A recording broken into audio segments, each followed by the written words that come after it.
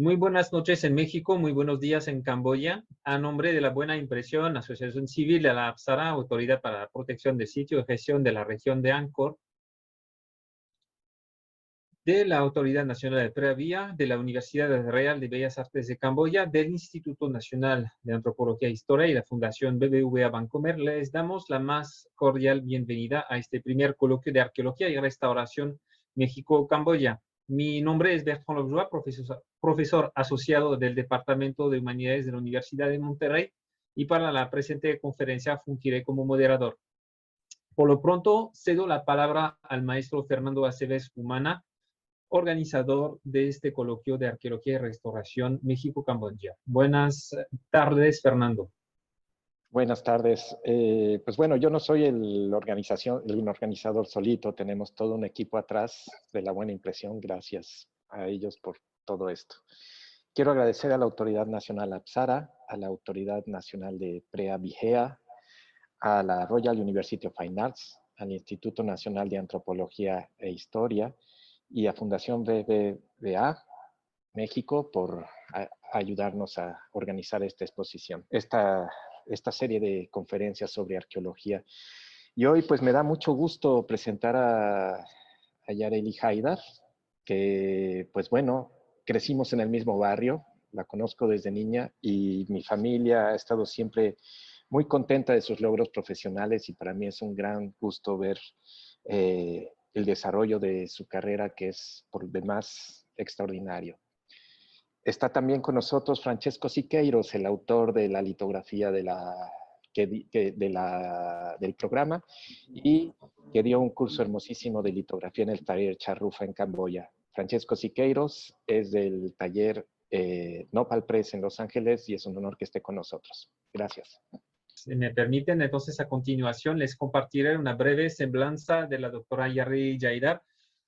La doctora Yareli Haidar Benavides es licenciada en Restauración de Bienes Culturales en la ENCRIM, que es la Escuela Nacional de Conservación, Restauración y Museografía de Lina, y doctora en Ciencia para la Conservación y el Estudio de Materiales del Patrimonio Cultural en la Universidad de los Estudios de Florencia, Italia, con una tesis doctoral titulada Nanotecnología aplicada a la conservación y restauración del patrimonio cultural prehispánico. Cuenta con más de 18 años de experiencia en el estudio y conservación del patrimonio cultural. Su trabajo se centra en el estudio de materiales constitutivos y de degradación del patrimonio cultural, así como de productos nanoestructurados usados en tratamientos de conservación. Desde 2007 ha participado y coordinado una serie de proyectos de colaboración entre la Università di Firenze y el Consejo Nacional para la Conservación del Patrimonio Cultural de Lina, relacionados con la nanociencia aplicada a la conservación del patrimonio cultural. Además, ha estado involucrada en las actividades del programa LATAM CNSPCI-CROM sobre conservación de piedra desde el 2014 hasta la fecha y formó parte de la organización del Curso Internacional de Conservación de Piedra desarrollado por el ICROM y trabajó en proyectos de conservación y restauración en el Consejo Nacional de Conservación y Patrimonio Cultural de Lina por más de 15 años en diversas zonas arqueológicas del país y desde 2017 es investigadora en el Instituto de Investigaciones Estéticas de nuestra máxima casa de estudios, que es la Universidad Nacional Autónoma de México. Bienvenida, doctora Yareli, y pues acá adelante tiene todo el espacio para presentar su conferencia titulada Experiencias y acercamiento al patrimonio arqueológico mexicano desde la ciencia y la conservación. Muchísimas gracias.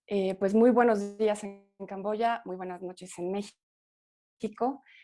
Antes que nada, quiero dar las gracias por la invitación a este maravilloso evento de intercambio entre distintos profesionales y distintos países, que es una maravilla. Y sobre todo, bueno, como lo dijo bien Fernando, le agradezco muchísimo a él la invitación. Voy a compartir pantalla. Pues partiendo un poco de la pregunta inicial de por qué es que decidí estudiar restauración. Como vieron en el currículum, yo soy restauradora de arte. Los restauradores de arte, un poco como en contexto para los de Camboya, aquí en México estudiamos todos los materiales, no nos especializamos en un solo material. Entonces, pues trabajamos textiles, fotografía, cerámica, pintura mural, piedra, etcétera. Y pues nada más como para contextualizarlos y por qué yo mezclo tanto el arte y la ciencia, son dos de mis pasiones en la vida. Entonces, en un inicio lo que yo quería estudiar y dedicarme era medicina, un poco influida porque mis padres son médicos, pero yo no sabía de la existencia de esta carrera hasta que de repente se cruzó en mi vida y el ver la parte de arte mezclada con una parte de ciencia me llamó muchísimo la atención. Y todo el patrimonio arqueológico en México pues ha sido una de mis pasiones, entonces es más o menos lo que les voy a tratar de compartir en esta presentación. Les voy a decir más o menos, o sea, patrimonio arqueológico hay muchísimo, hay cerámica, hay distintos tipos de objetos. Yo me voy a enfocar más a la experiencia que he tenido, que ha sido pues los elementos decorativos y recubrimientos arquitectónicos que están presentes en distintas zonas arqueológicas. Les voy a enseñar como algunos de los ejemplos, ¿no? No solamente de una región, sino varios casos de estudio, las problemáticas que presentan y cómo ha sido la aproximación que hemos tenido. ¿No? Y alguno de estos casos de estudio. Es importante decir que todo lo que yo les voy a presentar ahorita lo trabajé en la Coordinación Nacional de Conservación del Patrimonio Cultural, que es una de las coordinaciones del Instituto Nacional de Antropología e Historia, y no ha sido trabajo solo, ¿no? Ha sido un trabajo interdisciplinario y ha sido un trabajo en conjunto en los cuales proyectos que yo he participado, que he coordinado, etcétera, ¿no? Entonces, pero la idea es compartirles un poco, pues, la pasión, el cómo en la coordinación se aproxima uno al patrimonio cultural y, bueno, quedaré pendiente a todas sus preguntas. La conservación de manera muy general, y eso se aplica a todo el patrimonio cultural, se puede entender como el conjunto de operaciones técnicas cuyo objetivo es alargar la vida de los bienes culturales. Entonces, por eso está un poco relacionado, fue lo que me interesó de la parte de medicina, nada más que en vez de tratar humanos, pues es tratar bienes culturales, objetos de arte, que son una maravilla, ¿no? Y la idea es respetar la integridad física, la información que nos proporciona distintos investigadores y pues todo el significado que contienen, ¿no? Como les decía, yo en esta presentación voy a hablar más de elementos decorativos y recubrimientos de bienes arqueológicos. Lo que han visto en otras, bueno, la mayoría de las presentaciones han sido presentadas por arqueólogos. Entonces, ¿qué es lo que trabajamos los restauradores en sitios arqueológicos? Lo que trabajamos son todo lo que son pisos, lo que son aplanados, que pueden tener o no policromía, ¿no? Puede tener pintura mural. Están los elementos modelados y relieves en piedra, que puede tener estuco. Estuco le llamamos a todo aquello que está elaborado con cal, que está modelado. Y elementos de piedra, que pueden estar exentos, como esculturas, estelas, que pueden estar o no recubiertas. Entonces, les voy a enseñar algunas de las imágenes, por ejemplo, elementos de recubrimiento como pintura mural. Esta es la zona arqueológica de Bonampak, que se encuentra en Chiapas. ¿Y por qué nos interesa todos estos bienes culturales? En cada región del país tenemos distintos climas, distintos materiales, entonces la materia prima, independiente de que haya o no comercio, pues utilizaban la materia local y se iban adaptando. Entonces, en cada sitio, los materiales y las técnicas pictóricas, según la época y el lugar donde se encuentren, van variando. Aquí tenemos, por ejemplo, los murales típicos de Teotihuacán, que son de fondo rojo, que tienen ciertos pigmentos, o lo que se puede encontrar en Cacaxtla, ¿no? Que vemos en la imagen de la derecha. Esto es algunos ejemplos de, no es tal cual pintura mural, pero algunos elementos decorativos que se pueden encontrar en las jambas de alguna de las puertas en la zona arqueológica de Ixbalam, por ejemplo. O bien, no necesariamente tiene que tener color, no sé qué tanto se alcance a ver, pero hay todo el graffiti de época prehispánica, ¿no? Que son estas incisiones que pueden llegar a ser escenas completas que pueden estar en estos aplanados, tanto en interiores como en exteriores de las zonas arqueológicas. Aquí también es otra vez la zona arqueológica de Ixbalam, que se encuentra en Yucatán, que tenemos todos estos recubrimientos de estuco, hasta lo llamamos estuco en México, que pueden tener o no policromía. Algunos, estos se le llaman patolis, que son algunos como juegos o elementos simbólicos que se encuentran en zonas arqueológicas. Con esto nos referimos a elementos modelados en estuco, es decir, tenemos algún elemento arquitectónico, está el aplanado de cal y son estos relieves elaborados con la cal, ¿no? Que pueden estar policromados o no, pueden ser banquetas que se encuentran al interior de alguno de los cuartos o pueden ser estos elementos adosados. Otros ejemplos también en la zona arqueológica de Ixbalam, este sitio está a cargo de la doctora Alejandra Alonso, que yo tuve la oportunidad de colaborar con ella. Estos son algunas contraesquinas, como pueden ver, tienen distintas representaciones. Esto es un monstruo de la tierra y es como un contrafuerte en una esquina de la estructura principal de la zona arqueológica de Ixbalam, ¿no? O elementos decorativos en las banquetas al interior de alguno de los cuartos. Estos detalles de la fachada principal de la misma zona arqueológica que no presenta policromía, pero son estos acabados y este trabajo extraordinario en estuco. Están también los elementos tallados en piedra. O sea, nos interesa porque según cómo vamos cambiando de región, van cambiando los materiales constitutivos. Seguimos en el sureste de México, que es roca caliza, y este es el chac, ¿no? Que lo representan. Este es en la zona arqueológica de Chicaná, que se encuentra en Campeche, y esta es la zona arqueológica a su derecha de Mayapán, en Yucatán. Pertenecen a periodos distintos, pero el trabajo en piedra es muy importante como van haciendo todos estos mosaicos. Esta es alguna de las fachadas homorfas, le llaman. Esta es la zona arqueológica de Hormiguero en Campeche y representa el monstruo de la tierra, ¿no? Entonces, si pueden ver, el vano de entrada al edificio es la boca del monstruo. Aquí pueden ver sus colmillos, los ojos y todos los demás elementos asociados. Este es otro ejemplo de otra fachada zoomorfa en la zona arqueológica de Chicaná, también en Campeche, y los elementos, una imagen que ya había mostrado, que se encuentran en la zona arqueológica. Esto es en Yucatán, que también son cascadas de Chac, ¿no? El Chac es el dios de la lluvia, que es el dios narigudo, que se puede ver, que son fachadas completas. Entonces, ¿qué nos interesa de todos? Cada uno tiene una tecnología en particular. Esto es en Oaxaca, en la zona arqueológica de Mitla. Entonces, como hay fachadas y estos relieves en piedra pueden estar tanto al interior como al exterior y decoran metros y metros y metros de estructura. Y estos elementos decorativos que son mucho más detallados y que requieren una atención particular es lo que estamos trabajando nosotros los restauradores. Otro ejemplo, como ya pudieron ver, la maravillosa exposición de Teotihuacán, que fue con la que se inauguró este coloquio, pues algunos de los elementos en piedra. Aquí es otro tipo de piedra completamente, que puede ser el basalto, que está policromado también, y es en el templo de Quetzalcóatl, en la zona arqueológica de Teotihuacán también, que se encuentra en el Estado de México. Como pueden ver, aquí también el clima cambia, entonces los materiales y las técnicas van variando. Esto es una banqueta que está decorada. Después les voy a presentar a fondo el caso de estudio de este relieve, pero es en la zona arqueológica de Tula Hidalgo, que está conformada por distintos elementos y son estos relieves en piedra, los cuales tienen el pigmento, no tienen una base de preparación, sino tienen toda la policromía directamente sobre la piedra. Y tenemos elementos completamente exentos. Vamos a ver varios ejemplos. Algunos pueden estar parcialmente adosados a las fachadas o completamente externos, ¿no?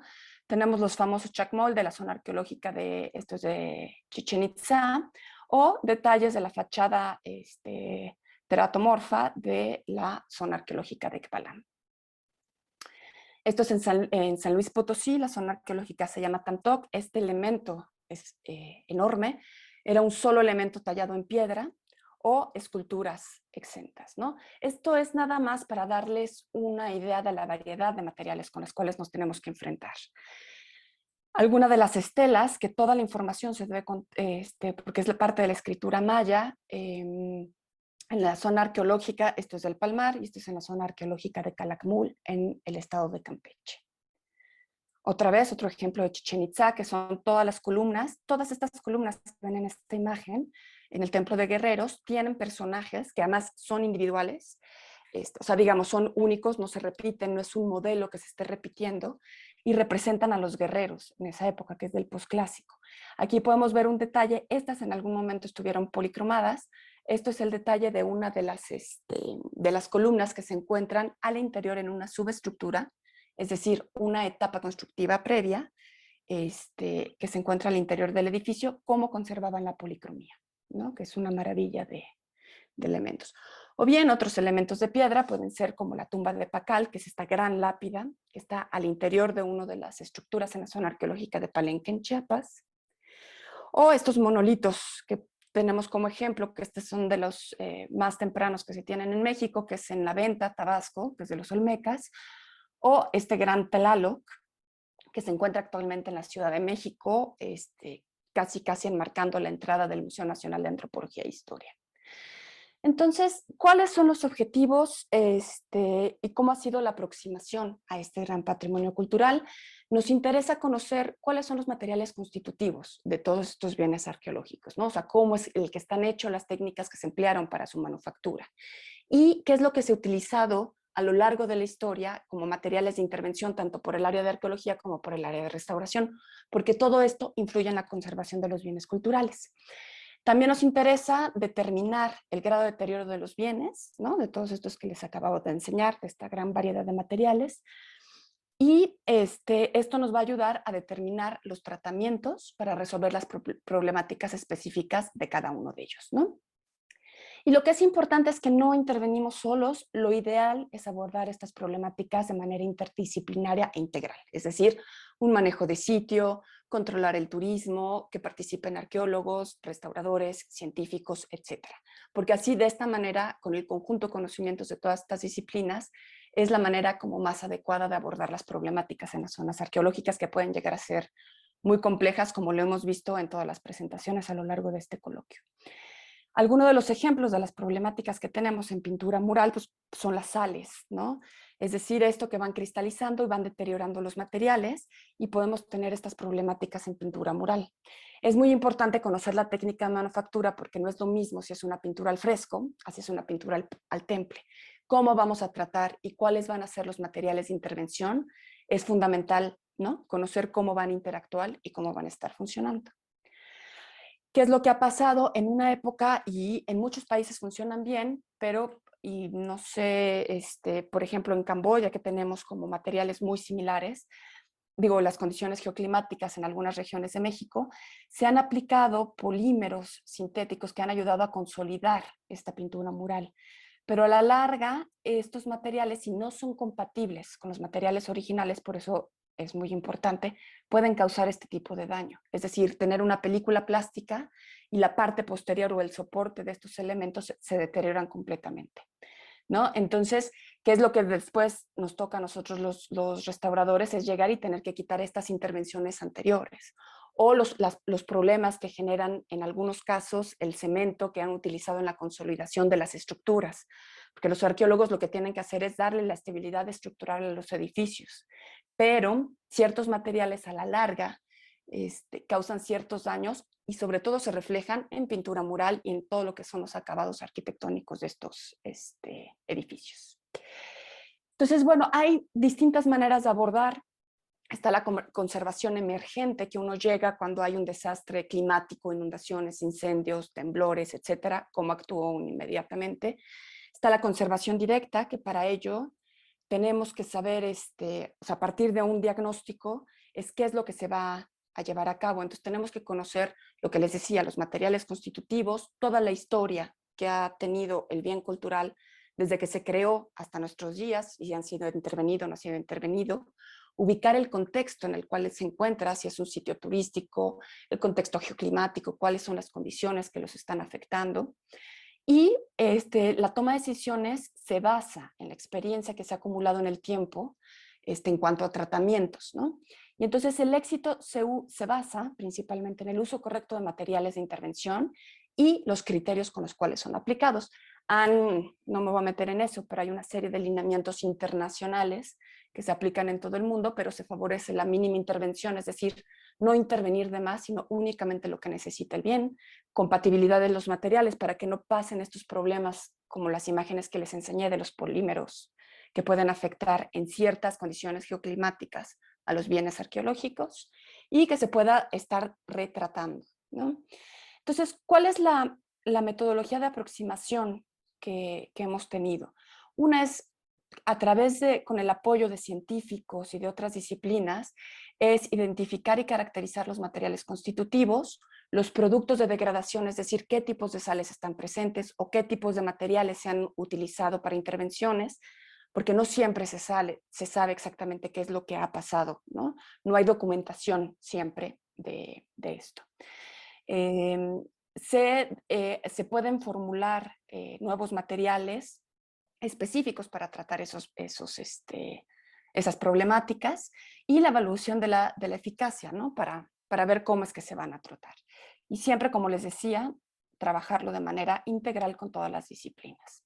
Entonces, esto me voy muy rápido, pero es importante, por ejemplo, en pintura mural, el caracterizar a través de distintas técnicas analíticas los materiales constitutivos, que puede ser el aglutinante, que es lo que mantiene fija, por ejemplo, una pintura mural, o qué tipo de pigmentos tenemos, o cuál es el soporte, o ¿no? Entonces este es un ejemplo de uno de los casos que vamos a ver más adelante, que se llama Ixcaquixtla, la caracterización de los materiales para ver si no interferían con los procesos de consolidación. Por ejemplo, materiales de degradación, esto es en la zona arqueológica de Becán, Campeche, todos los productos de sales que estaban deshaciendo la policromía de este mascarón, fue necesario caracterizarlos para ver cuál era el tratamiento adecuado. Esto es, por ejemplo, el uso de polímeros sintéticos, como se puede ver el plástico que está sobre una mini escala, estamos hablando casi de menos de 1 centímetro, esto es un papel milimétrico lo que se ve de fondo, para identificar el tipo de polímero y que sea posible su remoción, ¿no? Y evitar problemas de conservación.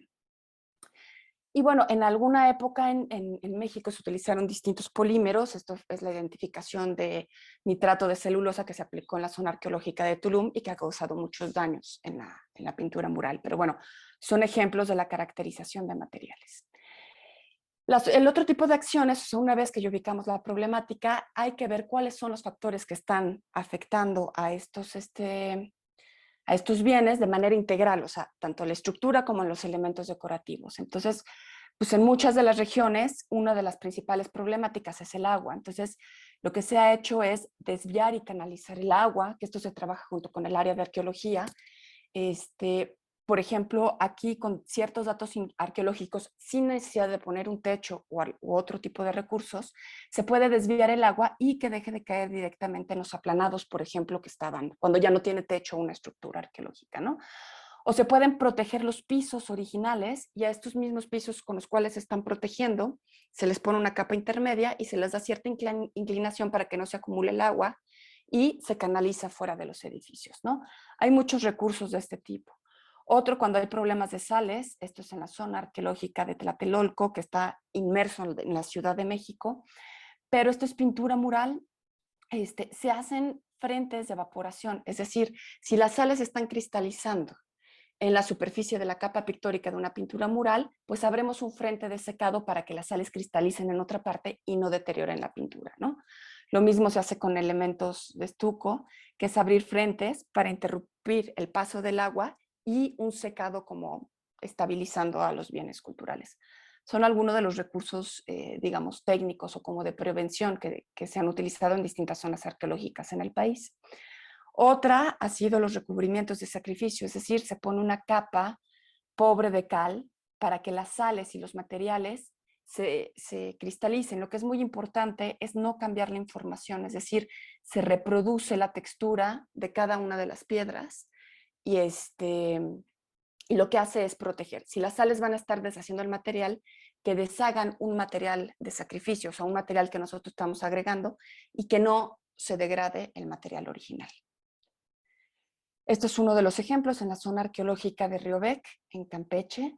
En lo que se hizo junto con el área de arqueología fue la restauración de este elemento. Es un panel decorativo, como pueden ver, es la fachada de entrada, perdió el techo, había la selva había tomado su lugar en la estructura. Entonces, con todos los datos arqueológicos se pudo reponer este elemento y se subió la barda y se puso un recubrimiento de sacrificio en toda la superficie. ¿Qué es lo que pasa? Con el proceso de secado y estabilización de los materiales empiezan a salir sales, los cuales están deshaciendo el material de intervención hasta que se empieza a estabilizar el bien arqueológico. ¿Qué es lo que pasa después de una excavación? Al cambiar las condiciones geoclimáticas de los materiales, empiezan a estabilizarse. Entonces hay cristalización de sales y hay distintos cambios que surgen en los materiales que pueden deteriorar de manera acelerada a los bienes. Por lo cual, esto es lo que hacemos los restauradores, es estar controlando y que estos cambios sean paulatinos para que no haya un cambio drástico y se deterioren estos, ¿no?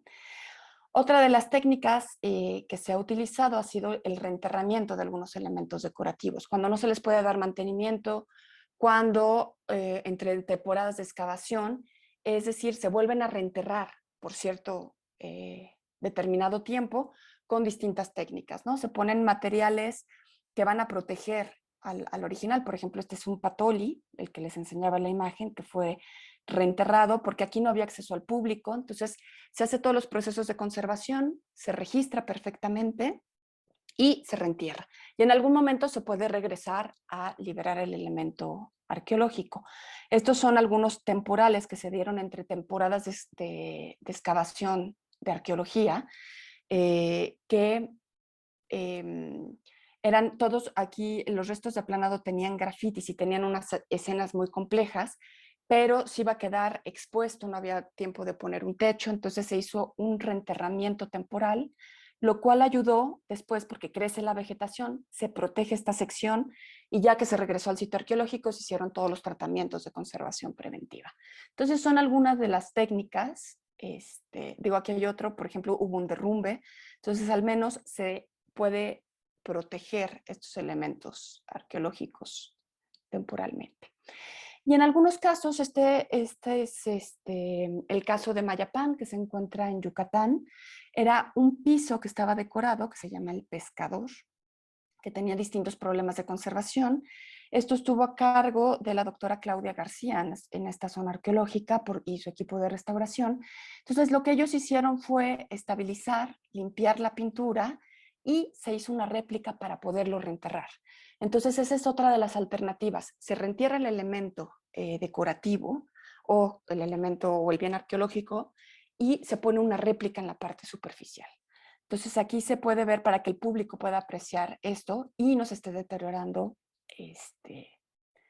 el bien cultural. Esto es durante el proceso de reenterramiento y esta es la réplica que se quedó in situ y con vista al público. Y la otra es todos los elementos de protección que se pueden dar en zonas arqueológicas y que esto es muy importante hacerlo en conjunto con el área de arqueología y arquitectura, que es la colocación de techos para proteger los distintos elementos arquitectónicos. Aquí, como podemos ver, la zona arqueológica de Templo Mayor en medio de la ciudad o en distintos climas de la región, ¿no? Entonces, la colocación de algunos techos, esta es la zona arqueológica de Ekbalam y esta es la de Tamuín. Y esta es una propuesta hecha por el arqueólogo Ramón Carrasco en la zona arqueológica de Abalamcú. Es un elemento decorativo que se encontró y la propuesta de él pasó por varias etapas de excavación, tuvo un techo a 2 aguas y él lo que hizo, al ser una etapa constructiva más temprana, repuso con materiales la última etapa constructiva. Es decir, uno llega afuera, ve la estructura normal y por dentro uno puede visitar, esta es la gran estructura que hizo como réplica, y uno puede visitar al interior el estuco. Entonces es una manera de poner un techo sin romper la visual que se encuentra en la zona arqueológica. Y les voy a hablar de un caso en particular que se trabajó de manera integral, es la zona arqueológica de Tula, en Hidalgo, que está inmerso en una zona industrial, es decir, hay una refinería, hay una termoeléctrica, hay cementeras, etc. Entonces es una zona muy contaminada donde se encuentra la zona arqueológica. Y esto es uno de los elementos que trabajamos. Se hizo toda la investigación del tipo de piedra que tenía, que es toba pomítica o pumicia, y se hizo todo el registro. Se hizo un trabajo interdisciplinario con gente de diseño, se hicieron los dibujos, que es fundamental la parte de documentación. Bien lo había dicho Fernando al principio de este coloquio, ¿no? Que el registro es una parte fundamental para la parte de conservación. Se hicieron el estado de conservación, las intervenciones y toda la caracterización tanto de los materiales constitutivos como las pruebas de con qué se iba a poder fijar este pigmento. Les voy a poner el caso, también se hizo un cambio de cubierta, este era el techo que se había puesto en el momento de la excavación y que con el paso de los años pues ya no cumplía la función. Esta es la banqueta que ya les había enseñado y el grado de deterioro que tenía la piedra. Entonces podemos ver que todas estas condiciones van afectando y van disgregando los materiales. Se hicieron todos los procesos de intervención, se limpiaron, se consolidaron, se quitaron los polímeros que tenían, se unieron los fragmentos, se les hizo una estructura y se volvieron a montar en el sitio, ¿no? En algunos elementos se tenía todo el registro fotográfico y gráfico que se había hecho en algún momento, y en estos elementos que están tan perdidos se pudo elaborar una réplica para poder ser presentada en el sitio y recuperar la lectura de varios de los elementos. Esto es un poco del proceso del cambio de techo para que vean cómo es que se encontraba en un inicio y el proceso de cambio del mismo. Y aquí podemos ver el antes y el después. Y el volver a montar la banqueta en su lugar para poderla presentar como se encontraba antes. También fue muy importante en esta zona arqueológica el trabajo con el área de biología, o sea, no solamente con la caracterización de materiales, sino para toda la parte de conservación preventiva, es decir, poner cubiertas vegetales para evitar el crecimiento de pasto, que había muchos incendios en la zona arqueológica, y el poner muros verdes, tanto para el bloqueo de corrientes de aire que dañaban a los elementos decorativos, como la barda perimetral en la zona arqueológica, ¿no? Que esto también ayuda a la parte de reforestación, se hizo con un estudio de la flora y fauna del lugar. Y bueno, un poco mi especialización es la parte de materiales nanoestructurados, que es con lo que hice el doctorado, y son ya de tratamientos específicos que se han utilizado en conservación. Entonces, uno de ellos es la consolidación, como las imágenes que les mostré al inicio, que son todas estas sales que disgregan.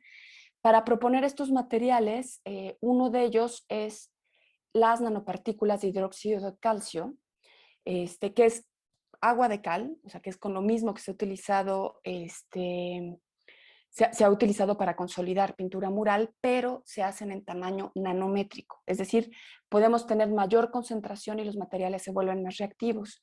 Entonces, la primera etapa es probar en fragmentos, se hacen probetas, esto ya son fragmentos de estuco de la zona arqueológica de Calakmul, en las cuales se hicieron pruebas sistemáticas para ver si había cambio de color o no, si había un aumento en la resistencia en la consolidación y ver cuáles eran las diferencias. Esto con el fin de ya no utilizar los polímeros sintéticos que causaban tanto daño y al usar esto que es hidróxido de calcio, que es lo mismo que está utilizado en un fresco o en un soporte de cal, ¿no? Es 100% compatible estos materiales.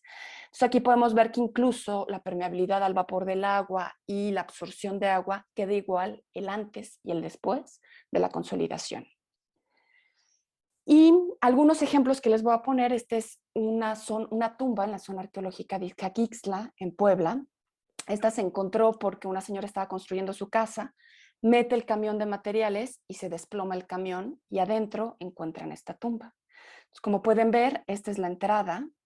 Es una cámara compuesta por 3/4 y encuentran esta pintura mural que es una maravilla. Lamentablemente no está abierta al público. Yo apenas sí quepo aquí sentada dentro de la tumba, ¿no? pero esta es alguna de las imágenes. No es un fresco, es una pintura al temple, es un aplanado de cal con distintos pigmentos aplicados con algún tipo de goma, ¿no? Con lo cual se pintó. Pero pueden ver la complejidad de estos materiales y de estas pinturas, que es una maravilla. ¿Cuál era el problema? Lo excavan y empieza a haber una cantidad de sales impresionantes en la superficie que empiezan a perder y a pulverizar toda la capa pictórica, perdiéndose de manera acelerada. Esto fue justo en el momento del descubrimiento. Como pueden ver, tenemos el soporte y las sales empiezan a hacer que se pierda por completo el material, que es uno se acerca y nada más de respirar o de estar cerca, el pigmento y todo empezaba a caerse. Entonces, ¿qué es lo que se hizo? No solamente era la pulverización del material, también eran por distintos problemas que ha tenido la zona arqueológica. Bueno, la tumba, incluso se levantaba el estuco completo con la capa pictórica, o sea, a nivel de escamas, ¿no? Perdiendo parte del relieve. Entonces, lo que hicimos con este mismo material, con las nanopartículas, fue una preconsolidación y estabilización y todas las actividades de conservación preventiva en torno a la tumba. Esto es nada más para hacerles ver cómo se ha perdido. Se descubrió en el 2004 y para el 2012 la cantidad de sales presentes y la pérdida del color es notable. Entonces hicieron tratamientos tanto para eliminar las sales como para fijar el color a la superficie. Todo esto con distintos tratamientos con materiales nanoestructurados y para ver el antes y el después, ¿no? De alguno de los tratamientos realizados sobre la pintura mural. Ahí. Este es otro de los ejemplos. Como pueden ver, la disgregación causada por las sales es muy fuerte. Aquí esto era cuando estábamos determinando la concentración y el procedimiento que se iba a llevar a cabo en toda la tumba. Y como pueden ver, la recuperación de la adhesión de los pigmentos al estrato es maravillosa, ¿no? Entonces esto nos dio pauta para determinar los distintos procesos que se iban a llevar. Y este es otro caso de, ¿se acuerdan de las columnas que les enseñé al inicio en el Templo de Guerreros de Chichén Itzá? En esta subestructura, el pigmento estaba prácticamente sostenido por las sales.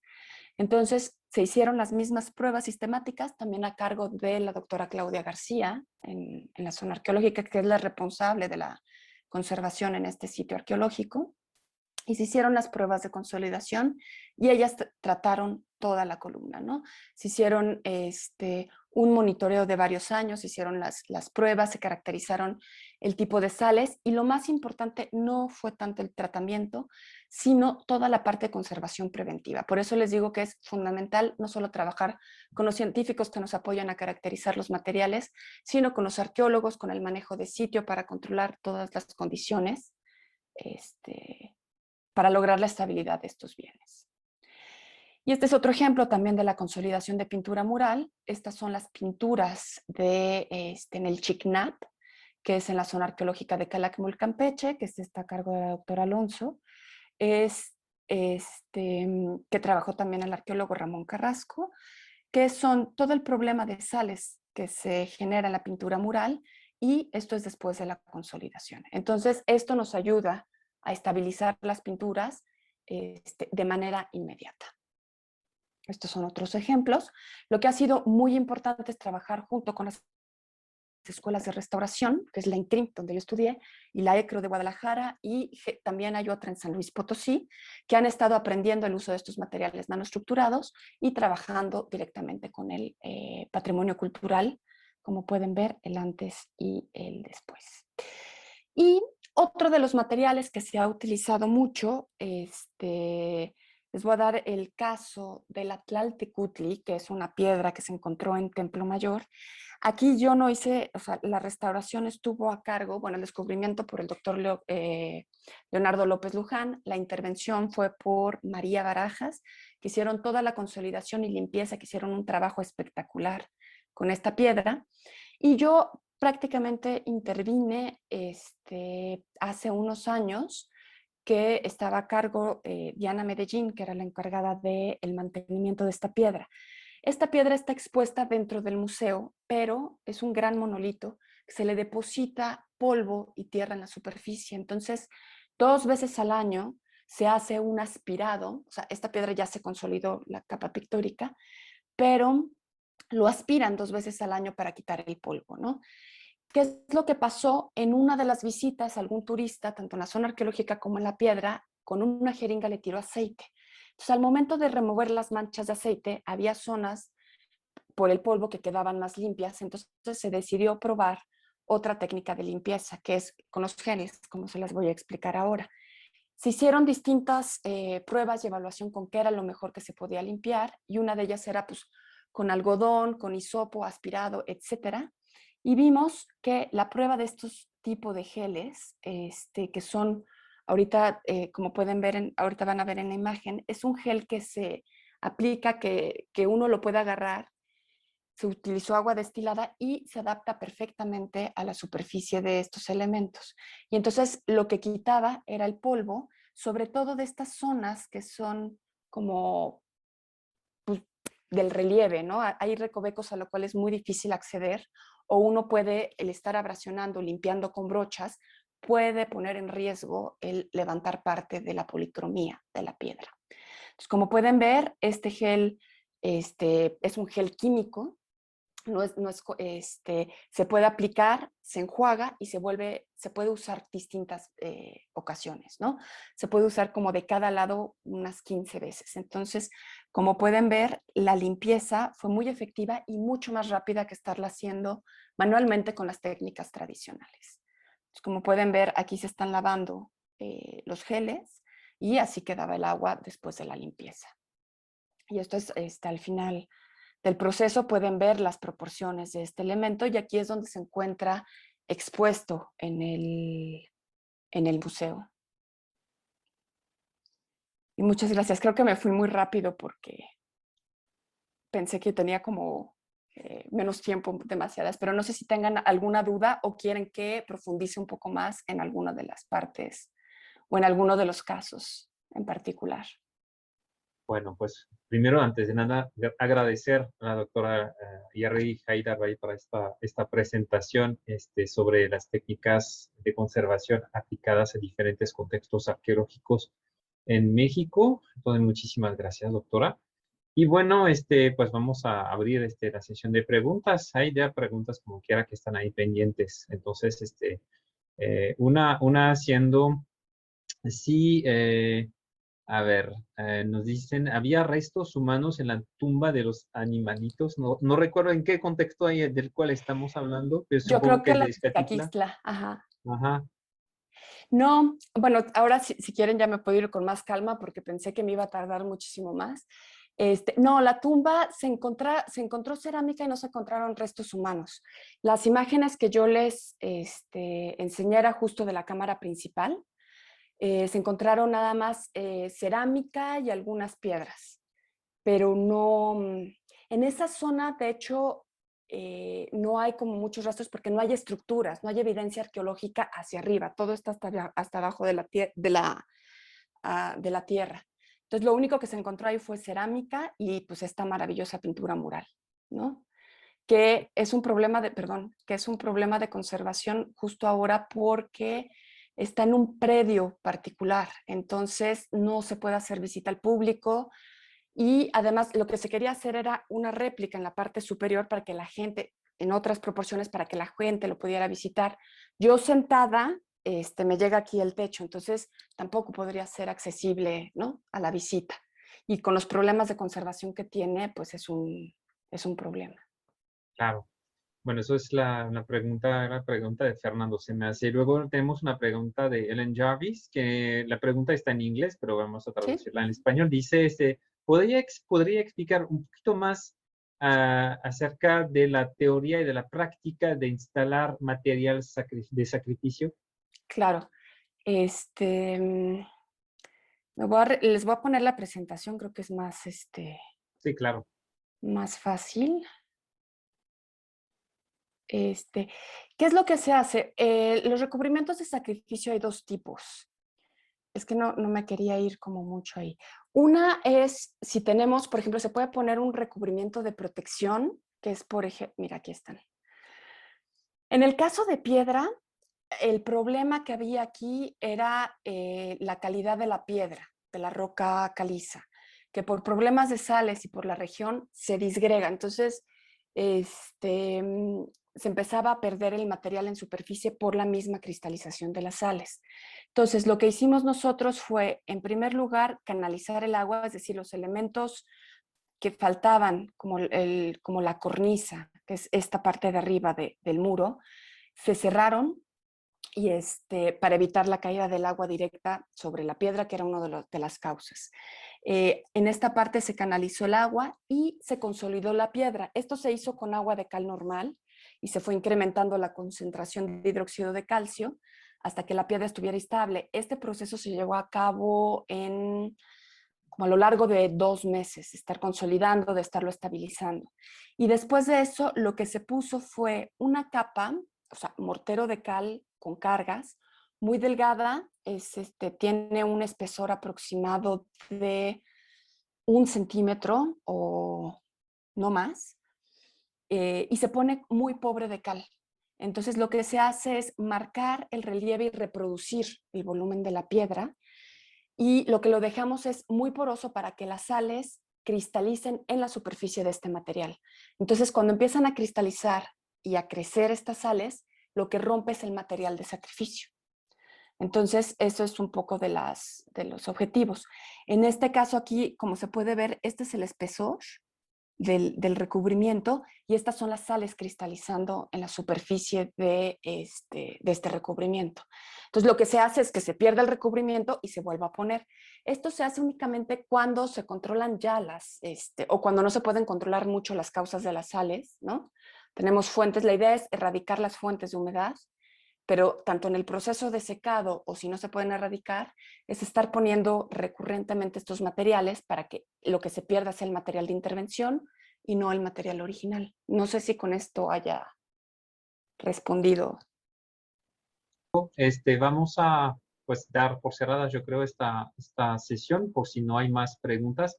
Fernando, vamos a pues hacer también pues el llamado, la invitación para la próxima sesión de mañana. Tenemos pues el arqueólogo Qiu Chan que nos va a presentar una excavación de rescate en la Plaza Real de Angkor Thom. Entonces creo que va a ser una presentación muy interesante nuevamente. Y bueno, entonces los veremos mañana por el canal INA TV, también por el canal La Buena Impresión en YouTube y más detalles e mayores informes en la página Facebook de La Buena Impresión. Por lo pronto, pues muchísimas gracias a la doctora Yarri Jaydar ahí para estar con nosotros. Muchísimas gracias.